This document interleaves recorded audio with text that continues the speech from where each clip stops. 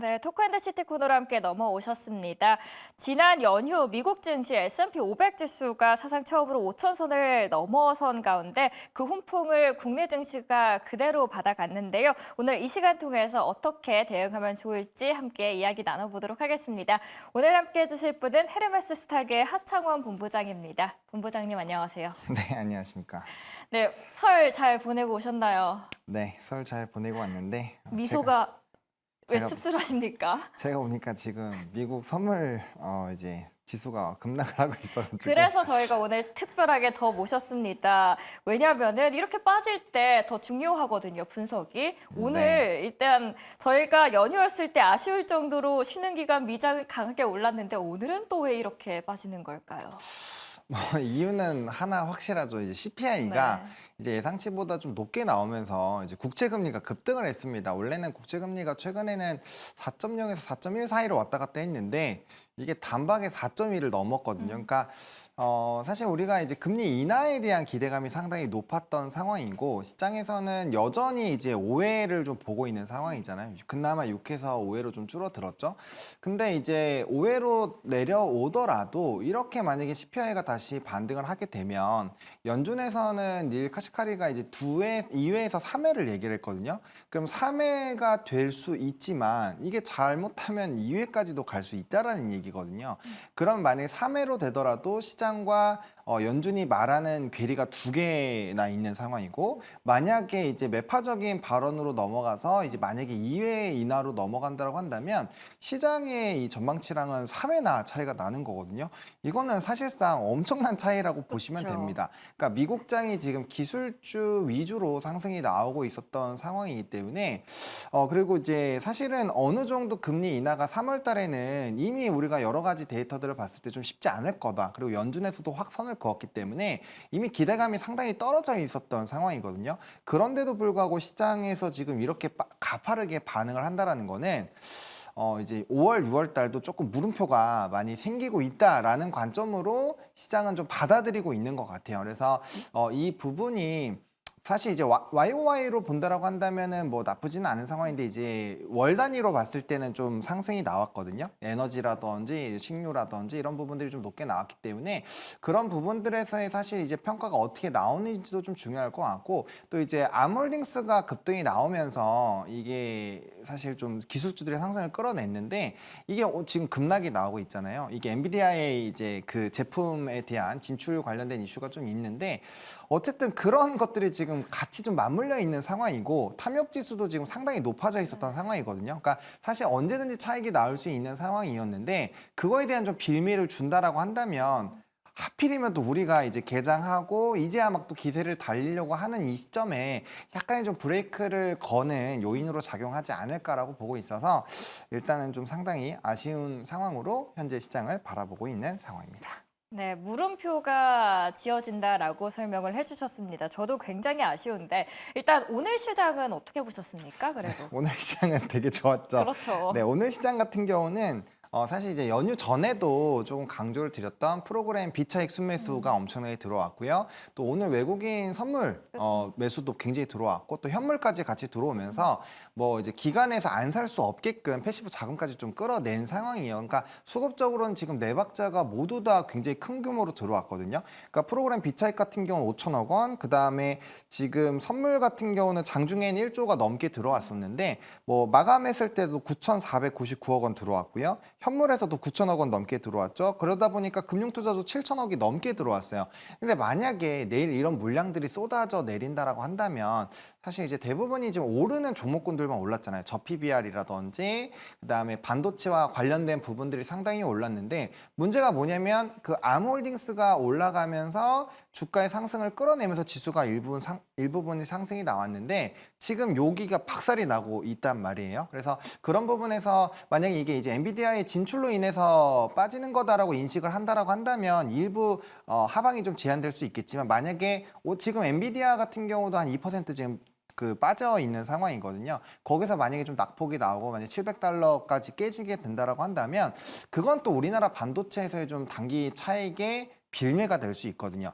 그런 부분이 나오게 된다고 한다면 상당히 좀 부담이 될 수 있고 오늘 좀 장중에 2650선을 돌파를 해서 좀 가다가 바로 좀 짓눌리는 흐름들이 좀 있었어요. 왜냐하면 지금 현재 지수 수준이 PBR 기준으로 0.95배 수준이거든요. 그리고 코로나를 제외를 한다라고 한다면 지금이 상단입니다. 그러니까 0.95배를 이제 고점을 돌파하면서 뚫어내기 시작을 한다는 거는 정말 우리나라 지수가 이제 리레이팅, 재평가를 받는 그 구간으로 넘어갈 수 있는 상황이었거든요. 근데 해당 부분에서 약간 못 올라가고 좀 정체, 이렇게 수급도 좋고 지수가 상승이 나오다가 오히려 조금 눌리면서 코스닥이 더 세지는 흐름들이 나타났잖아요. 그러다 보니까 이것도 좀 어느 정도 만약에 차익이 나온다라고 한다면 결국에는 2월 달 이제 발표 나오기 전까지는 좀 약간의 좀 시간이 필요하지 않을까라고 보고 있고요. 그 정부 정책마저도 만약에 단기간에 좀 뭔가 환원 정책을 강하게 할 수 있는 부분으로 나오지 않는다라고 한다면 또 한 번 좀 세게 얻어맞을 수 있기 때문에 지금부터는 상당히 우리가 기민하게 대응할 준비를 하셔야 되지 않을까라고 생각을 하고 있습니다. 네, 단단히 준비를 해야 될 것 같습니다. 오늘도 주주환원 정책에서의 급상승이 유지가 됐는데 그렇다면 이 기업 밸류업 프로그램을 집중해서 보고 또 2월 말 발표 이전까지는 지속적으로 시장에서 주목을 받을 수 있을까요? 일단 2월 말까지는 계속적인 좀 주목을 받을 거라고 생각을 하고 있습니다. 뭐 아시다시피 지금 니케이 지수 같은 경우도 오늘 2.89%가 올라가면서 사실 우리 연휴 기간 때 또 37,000을 뚫으면서 와 이게 또 뚫리는구나 했는데 그 부분을 더 뚫어서 이제 38,000도 지금 노리고 있었던 상황이거든요. 맞아요.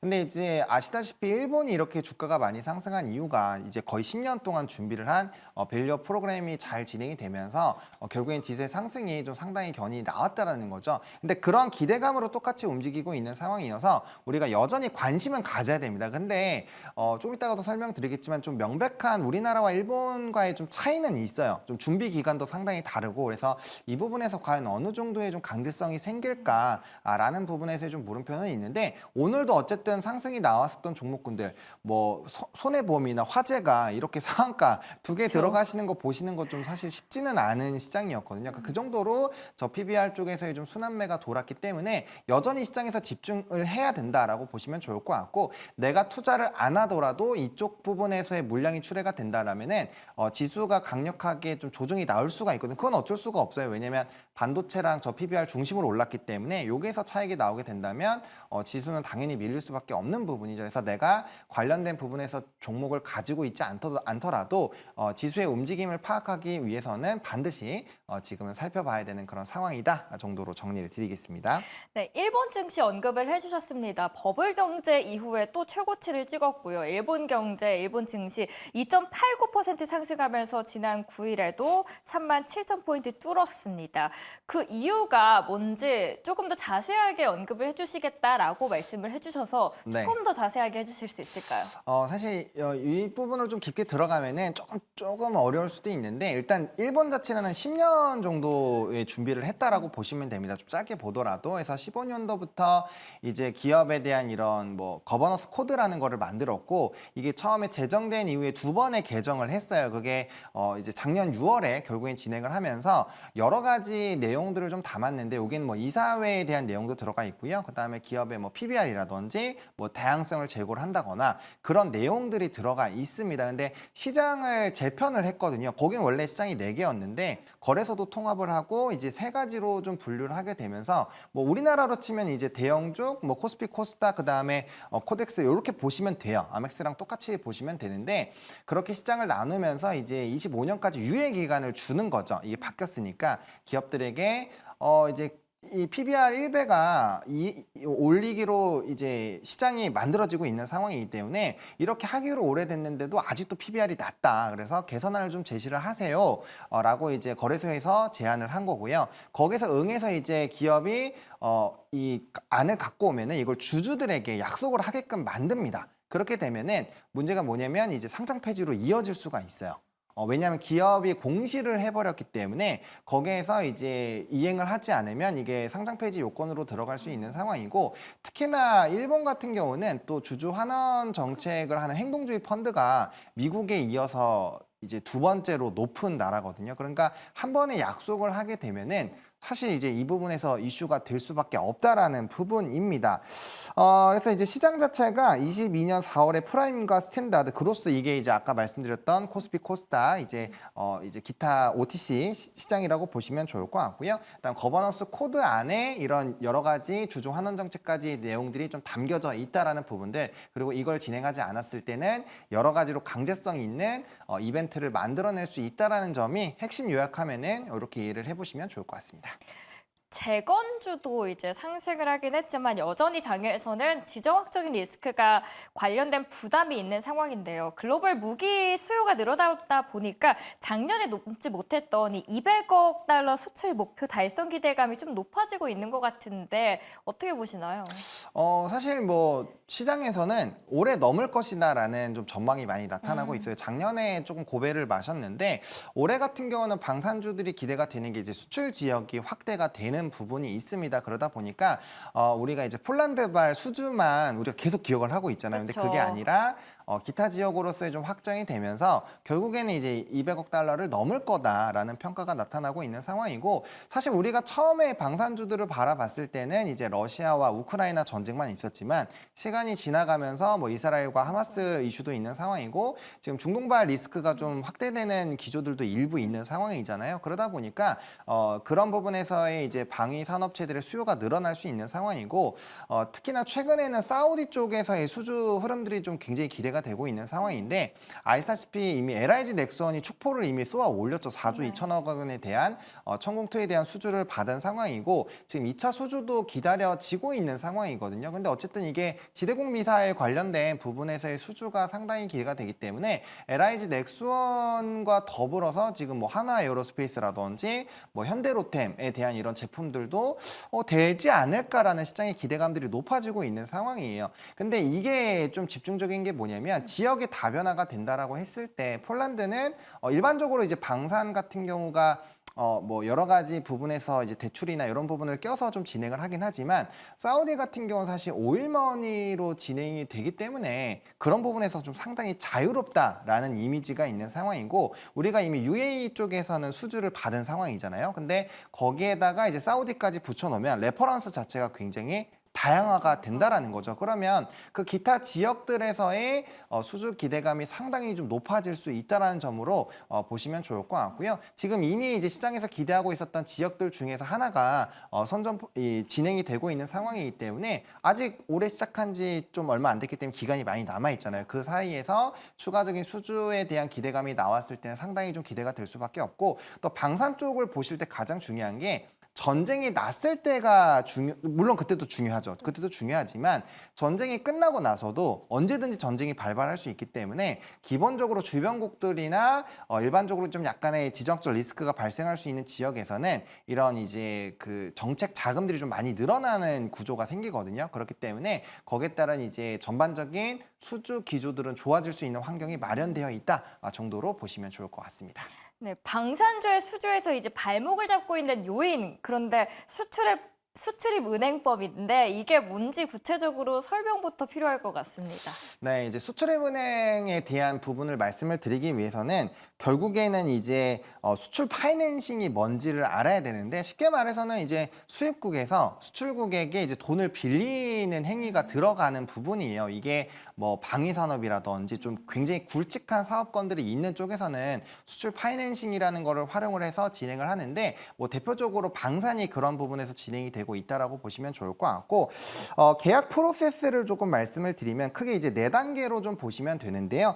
첫 번째로는 이제 정부와 수입국이 수주 계약을 체결을 하죠. 그러니까 우리나라와 뭐 폴란드가 수주 계약을 체결한다라고 보시면 좋을 것 같고, 그러면 이제 우리나라 수출입은행에서 수입국의 국책은행이나 아니면 이제 지방은행에 돈을 빌려줍니다. 그러면은 그 이제 지방은행에서 다시 그 나라 국가에게 돈을 빌려줘요.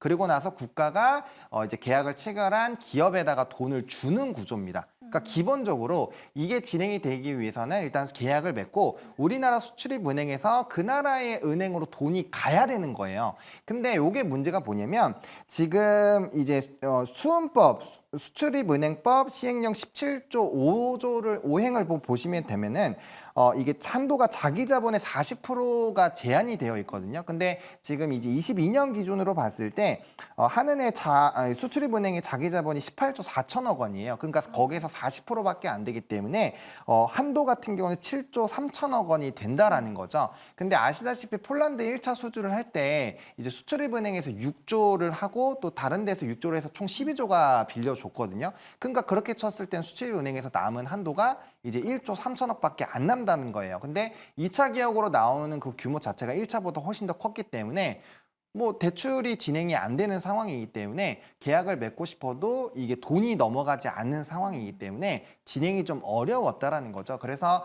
폴란드발 수주가 처음 나오고 굉장히 좀 주가가 잘 가던 방산 업체들이 그 다음에 주가가 밀리는 이유도 이 부분에서 지금 이제 진행이 되기가 어렵기 때문에 그럼 수주가 불발이 될 수 있겠구나 이런 불안감들이 좀 확대가 됐다라고 보시면 되고요. 그다음에 지금 이제 세 개가 계류가 되어 있는 상황입니다. 수출입은행법 이제 개정안에 대한 세 개의 법이 좀 진행이 되고 있는데 그게 아직까지는 좀 결과가 안 나온 상황입니다. 그래서 2월 임시국회에서 최우선 처리가 될 것으로 기대가 되고 있는데 만약 이게 진행이 된다라고 한다면 한도가 30조 원에서 50조 원까지 확대가 돼요. 그렇게 된다라고 한다면 상당히 규모가 넓어지기 때문에 폴란드발 수주라든지 기타 수주에 대한 모멘텀 자체가 굉장히 좀 커질 수 있다라는 부분이고요. 그렇게 되면서 만약 수주까지 이어진다라고 한다면 뭐 사실 방산업체들은 굉장히 또 단기적인 랠리를 또 뿜어낼 수 있다라는 관점으로 보시면 좋을 것 같습니다. 다른 선진국들은 자국 방산 기업을 어떤 식으로 지원을 하고 있을까요? 네, 상당히 좀 차이가 많이 있는 상황인데요. 우리나라가 지금 수출 방위 쪽에서는 9위예요. 9위고 5위까지는 사실 퍼센테이지가 그렇게까지 차이가 나지는 않습니다. 근데 이제 상위 나라들을 좀 보시면 미국 같은 경우는 이제 수출 파이낸싱 한도가 아예 없습니다. 그러니까 이제 양껏 마음대로. 진행이 될 수 있다라는 부분이고요. 또 프랑스 같은 경우도 뭐 딱히 정해져 있는 거는 아닌데 이제 이 신중하면서 자유롭게라는 그런 키워드로 좀 진행이 되기 때문에 사실상 이것도 뭐 큰 이제 신용상의 문제가 없다라고 한다면 진행이 될 확률이 굉장히 좀 높다라는 거고요. 중국 같은 경우는 이제 매입을 해주는 그런 국가에게 한 30에서 50년까지 기간을 주면서요. 이자를 딱 1% 정도의 초저금리로 받습니다. 그러니까 이것도 사실상 이제 빌리는 거에 대한 부담감이 상당히 좀 줄어드는 상황이죠. 그래서 이런 부분에서 봤을 때 기타 나라들과의 상당히 좀 차이가 있다라는 부분을 좀 체크를 해보시면 좋을 것 같습니다. 그럼 방산 안에서 너무 많은 기업들이 있어서 대체 어느 기업을 눈여겨봐야 될지 궁금한데 방산주 안에서는 관심을 가져볼 기업 뭐가 있을까요? 저는 개인적으로 LIG 넥슨을 좀 보시면 좋을 것 같습니다. 사실 이제 이 회사가 만약에 네. 수주 모멘텀으로 주가가 올랐다라고 한다면 말씀드리기가 좀 어려울 수가 있는데요. 근데 이제 이 회사 같은 경우가 최근에 주가가 상승한 거는 다들 아시겠지만 이제 고스트 로보틱스 인수 관련된 부분으로 주가가 상승을 했습니다. 최근에 4조짜리 수주가 나왔음에도 불구하고 주가가 그렇게까지 크게 움직임이 없었거든요. 그렇다고 한다면은 아직까지는 수주에 대한 부분들이 잘 반영이 안 되고 있다라는 부분입니다. 근데 이 회사가 좀 소외를 받았었던 것도 폴란드 쪽에 대한 수주 모멘텀이 크게 없어요. 그러다 보니까 뭐 하나그룹이라든지 기타 쪽과 비교했을 때 주가의 움직임이 거의 나오지 못했었다라는 좀 그런 특장점이 있다라고 보시면 좋을 것 같고요. 일단 지금 수주 자체는 8.5년치의 수주 고가를 이미 채워놓은 상황입니다. 이게 23년 3분기 수주 잔고로 보면은 19조 6천억 원이 깔려 있는 상황인데 여기다 지금 4조 2천억이 붙었잖아요. 거기다가 만약에 사우디 2차 계약이 붙게 되면은 6조 이상이 붙게 되거든요. 그러면은 이제 수주 잔고가 30조가 넘습니다. 근데 이 회사의 시가총액이 2조밖에 안 돼요.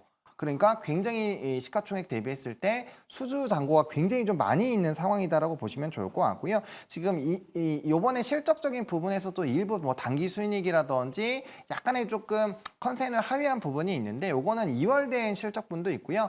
단기적으로 뭐 파생 상품이라든지 또 이제 매각 관련된 부분들이 좀 반영이 되는 부분들이 일부 있었습니다. 근데 중요한 거는 개발 사업에 대한 이런 수익성이 계속적으로 높아지고 있다라는 점이고 무엇보다 중요한 것은 사우디 쪽에서 이미 수주를 받아냈다라는 네. 거죠. 그래서 관련된 수주 모멘텀들이 충분히 좀 나타날 수 있는 상황이고 통상적으로 4분기에는 이제 국내에선 특히나 충당금을 조금 해야 된다라고 해요. 그래서 방산업체들이 실적이 잘 나오지 못하는데 그거와 비교했을 땐 또 실적이 상당히 잘 나왔다라는 평가를 받고 있습니다. 그래서 사실 수주 구간이 굉장히 좀 튼튼하기 때문에 만약에 단기적으로 수주가 나오지 않더라도 어쨌든 뭐 계속적으로 대금 자체가 들어올 것이기 때문에 실적은 좋아질 수밖에 없고 그런 부분들이 부각이 된다라고 한다면 사실 이제 이런 실적 베이스로 올라간 것은 많이 없기 때문에 시장에서의 좀 기대감을 상당히 좀 높여갈 수 있다라는 부분에서 기대감을 좀 가져보시면 좋지 않을까라는 생각을 가지고 있습니다. 네, 방산주 토픽주 안에서는 LRG 넥스원 언급을 해주셨습니다. 매수가 어떻게 잡으면 될까요? 사실 오늘 주가가 한 4% 정도 오르긴 했는데 뭐 네. 지금 주가에서 바로 접근을 하시는 것도 저는 나쁘지 않다라고는 생각을 합니다. 다만 이제 갭 상승을 하고 나서 지금 좀 많이 눌려 있는 상황이거든요. 요럴 때는 사실 오늘도 지수가 지금 조금 물음표가 달려 있는 상황이잖아요. 그래서 지수 조정이 좀 나오면 요 단기 갭을 메울 확률이 상당히 높습니다. 그래서 매수 같은 경우는 10만 원부터 10만 8천 원까지 좀 분할 매수 관점으로 여기서 1차로 좀 밴드 사이에서 좀 모아가시는 전략으로 대응을 해보시면 좋을 것 같고요.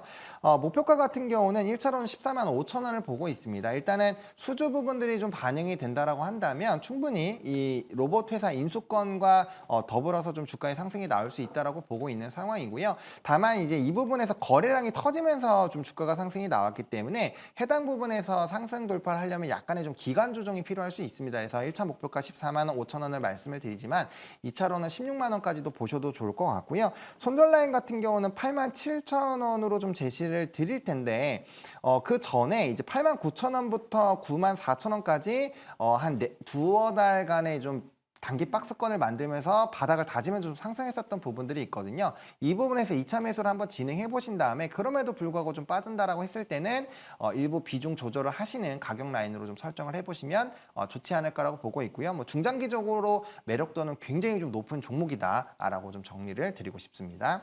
네, 이렇게 방산주 안에서는 LRG 넥스원 언급을 해주셨고요. 매수가는 10만 원에서 10만 8천 원, 목표가로는 14만 5천 원, 손절가 8만 7천 원 참고해 주시면 좋을 것 같습니다.